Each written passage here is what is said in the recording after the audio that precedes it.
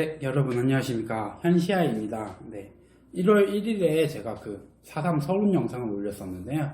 네, 오늘은 좀 본론으로 이제 들어가기 시작해서 첫 번째 영상인 1901년 제주 밀란, 이재수의 난이라고도 하는데, 에 대해서 여러분께 설명해 드리고자 합니다. 네, 들어가기 전에 혹시 서론 영상을 못 보신 분들은 위에 표시된 영상을 먼저 보시고 신청해 주시면 감사하겠습니다. 네, 이제 들어가면 먼저 1901년 제주 밀란에 대해서 모르시는 분들이 많을 테니까 간단하게 한번 설명해 드릴게요. 뭐 그냥 한마디로 하면 1901년에 제주도민들과 그리고 천주교도들, 그러니까 프랑스 선교사를 통해 가지고 제주도에 천주교가 들어왔는데, 이때 그 사이에 벌어진 충돌 사건이에요. 이걸 조금 더 자세히 풀어보면 1898년에 양 베드로라는 사람이 먼저 대정에 들어와서 성교의 터전을 만들었고요. 그 이듬해인 김원영, 라쿠르 신부 이런 분들이 본격적으로 제주도에서 선교를 시작해서 천주교의 교세가 크게 확장됐었는데요. 근데 이 천주교주들이 교세를 확장하는 과정 속에서 제주도 내의 모든 토착신앙, 그러니까 무속신앙들이라고 하죠. 그런 것들 전면 부정한 내용이 있어요. 그건 조금 뒤에 설명해 드릴 거고요. 그리고 또 당시에 대한제국의 봉쇄관들, 그러니까 세금을 징수하는 사람들이 제주도에서 되게 과하게 세금을 막 거두는 게 있어요. 화전이라고, 제주도는 원래 땅이 너무 척박하다 보니까 농사 짓기가 되게 어려운 땅인데, 불로 그냥 숲들 밀어가지고 하면은 땅을 한 2, 3년 정도 농지로 쓸 수 있거든요. 그런 형태로 만들어 놓는 게 근대로 들어와서 허용이 되면서, 그러니까 1894년 갑오개혁 이후에 그때부터 이런 것들 많이 했었는데, 이때 봉쇄관들이 과하게 세금 징수를 하면서 이에 대해서 버티지 못한 제주도민들이 전도적인 차원에서 일으킨 밀란이에요. 실제로 이 도민들과 그리고 천주교도인들 간의 그런 대결 구도였는데, 서로 무장을 해가지고 전투를 벌이기도 했습니다. 도민 측에서는 일본을 통해서 무기를 얻기도 했고요. 여기 천주교도들 같은 경우는 제주 성내에 들어가서 그 안에 있는 무기들을 가져가기도 했어요. 실제로 이재수 등이 이끄는 도민들이 1901년 5월 28일에 제주성에 입성을 해서 수백 명의 천주교도인들을 학살하기도 했습니다.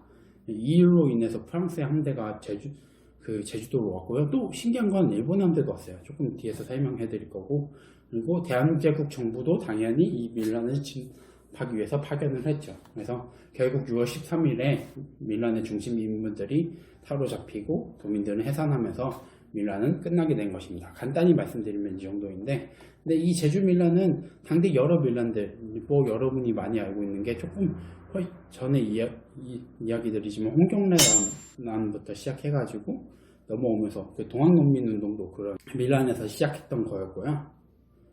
그런 건데, 보통 이 밀란 같은 경우는 한 지역의 백성들이 해당 지방관, 그러니까 너무 못살게 구니까 재처단하고 우리가 데모를 통해서 우리의 요구사항을 너네가 좀 들어줘라, 이런 수준에서 하는 게 많은데, 근데 이 제주 밀란 같은 경우는 좀 특이하게도 대정군이라는 특정 지역의 백성들만 일어난 것이 아니라 전도 차원에서 일어난 밀란이었어요.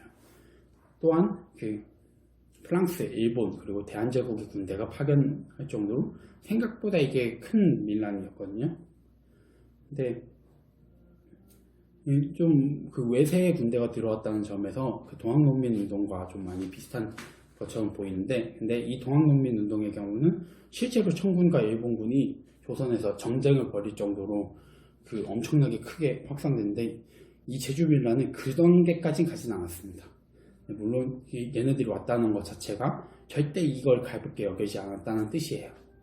그렇다면 이 밀란은 어떤 의미를 가지고 있을까요? 먼저 전 도민 차원에서 벌어질 수 있었던 이유를 말씀드리자면, 사실 봉쇄관의 그런 과한 세금 징수만이 이유였다면 이 밀란은 절대 커지지 않았을 거예요. 왜냐? 봉쇄관 너네 너무 과하게 하니까 세금 떼가는 거 정상적으로 떼가라, 정부한테 밀란을 통해 가지고 좀 요청을 해서 정부가 받아들여주면 그렇게 되는 거였거든요. 근데 이게 펴질 수밖에 없었던 게 이 당대 제주도 내에 그런 천주교의 선교가 너무 결정적인 역할을 했다고 봐요. 그 이유는 그 천주교의 신부들이 그 선교 활동을 하면서 제주도민의 풍습을 보고 미개하다, 뭐 그들의 그 무속 신앙을 보고는 천박하다, 뭐 이런 식으로 대놓고 부정적으로 깐 경우들이 많았거든요. 한 가지 예로 아까 김원영 신부에 대해서 말을 했는데 1900년 초에 천주교 교리에 입각해서 제주도의 여러 풍속을 교정하기 위해서 쓰신 영약이라는 글이 있어요. 이 글을 보면은 너무 좀 적나라하게 깔고 있는 모습들이 있습니다. 뭐 예를 들어서 한라산에서 제사를 지내는 점, 삼성제라고 원래 그 삼성열이라고 여러분 아실지 모르겠는데, 아무튼 그 삼성열 신화에서 시작해서 이 제사가 꾸준히 쭉 내려왔던 그게 한라산에서 제사 지내는 걸로 변했던 시기였고, 그 뱀을 칠성할망이라고, 할망이라는 표현이 할머니라는 뜻인데, 네. 어쨌든 되게 숭상하는 그런 표현들을 하면서 그 뱀을 향해서 그 제사를 지내는 거 이런 것들이 매우 요사스럽다 이런 식으로 얘기를 했는데, 이러한 무속신앙의 경우는 삼라국 시대부터 조선 말까지 제주도에 아주 깊이 뿌리 내린 것이었어요. 그러니까 조선 시대에 들어서는 출력금지령이라고, 그러니까 제주도민들은 나가면 안 돼. 그러니까 그 세금을 걷어들이는 그 운항하는 그 배를 통해서만 일부 사람들이 왔다 갔다 할 수밖에 없을 정도로 되게 폐쇄적으로 막아놨던 공간인데, 폐쇄적이면 폐쇄적일수록 그 지역의 토착 문화는 더 강해지는 성향을 가지고 있거든요. 근데 이것들을 천주교도들이 모두 부정해버렸으니까 제주도민들 입장에서는 자신들의 그런 정신적인 지주가 완전히 부정당한 것이에요. 더 나아가 이 도민들을 전혀 산업 취급을 하지 않았다라고 여겼던 거예요. 그렇기 때문에 제주도민들 입장에서는 천주교가 자신들의 생명을 위협하는 존재로 인식하고 그들을 쫓아내야 한다는 공론이 형성될 수 있었습니다. 이러한 문화 사상적인 이유가 되게 커질 수밖에 없었던 이유고요. 실제로 이 도민들이 이끄는 그 밀란군이 제주성에 입성할 때 문을 열어준 사람들 중에 상당히 많은 사람들이 무녀였어요.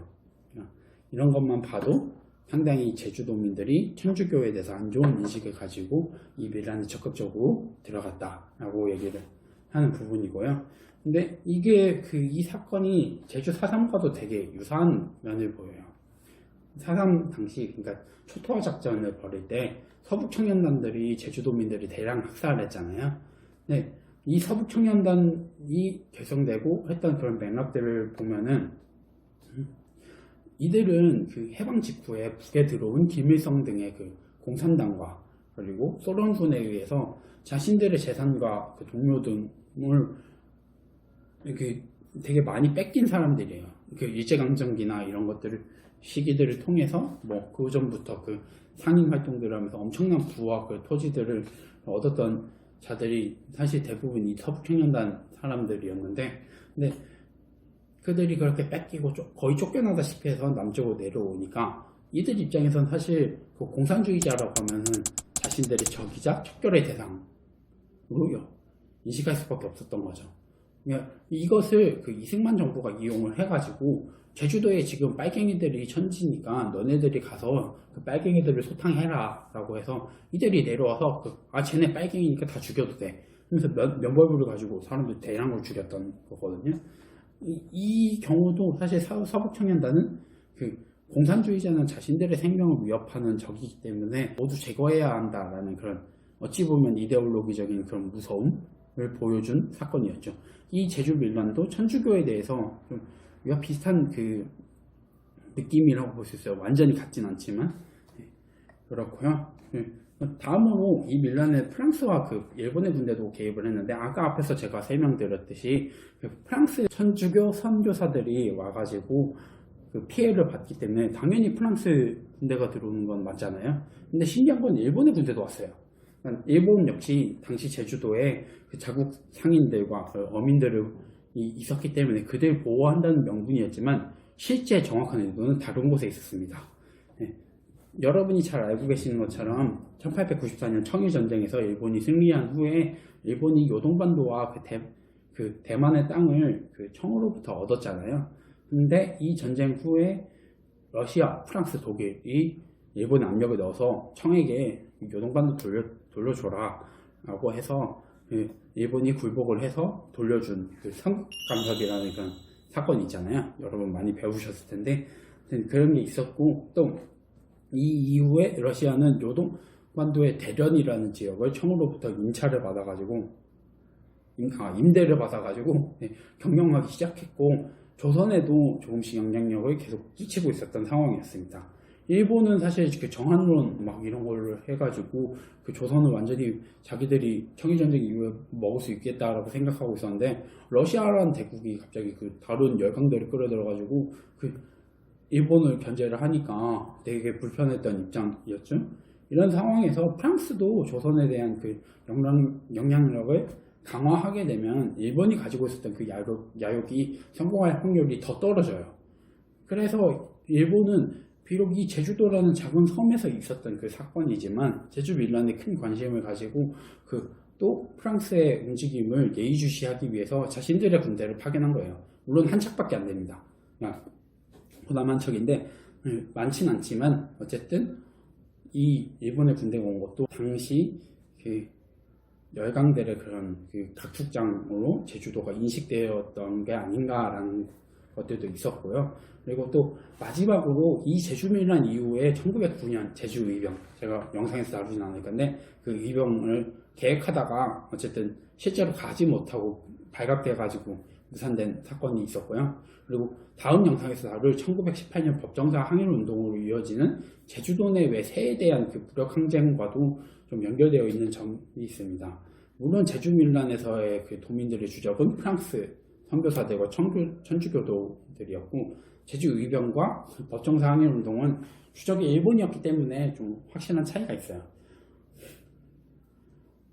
하지만 그래도 제주밀란과 법정사 항일운동은 그 성격이, 무장투쟁이라는 그 성격이 매우 유사한 그 밀란입니다. 그래서 운동 영상은 다음 영상에서 다루기로 했으니까요. 넘어가고요. 어쨌든 제주밀란의 경우는 제주도의 역사가 전근대에서 근대로 넘어가는 과도기에 있었던 도민들이 어쨌든 주체적으로 외부 세력에 대해 저항했던 사건입니다. 제가 앞서 서론 영상에서 말씀드렸듯이 이때 그 제주도의 역사를 침탈과 저항의 역사라고 그 관점에서 본다고 얘기를 했잖아요. 이 제주밀란은 바로 이 관점에서 볼 수 있는 대표적인 사건 중에 하나라고 생각을 해요. 어쨌든 의미까지 말씀드리면 이 정도인데 좀 시간이 짧은 관계로 여러분께 좀 자세하게 풀어드리고 싶은데 풀어드리지 못했어요. 그래서 이 제주밀란에 대해서는 우선 이 4.3이 본 주제이기 때문에 이 4.3에 대한 영상들 다 올린 후에 좀 더 자세하게 다뤄가지고 이 제주밀란에 대해서 여러분이 잘 이해할 수 있게 만들어서 올리도록 하겠습니다. 네. 그리고 또 이 법정사 항일운동 이후에 조천만세운동이라는 것도 있는데, 이 운동 같은 경우는 3.1 운동의 일환으로 같이 일어난 운동이기 때문에 굳이 이거를 여러분께 침탈과 저항의 역사, 제주도만의 그런 특징이다 이렇게 설명할 수는 없을 것 같아요. 그래서 이 조천만세운동도 제외하고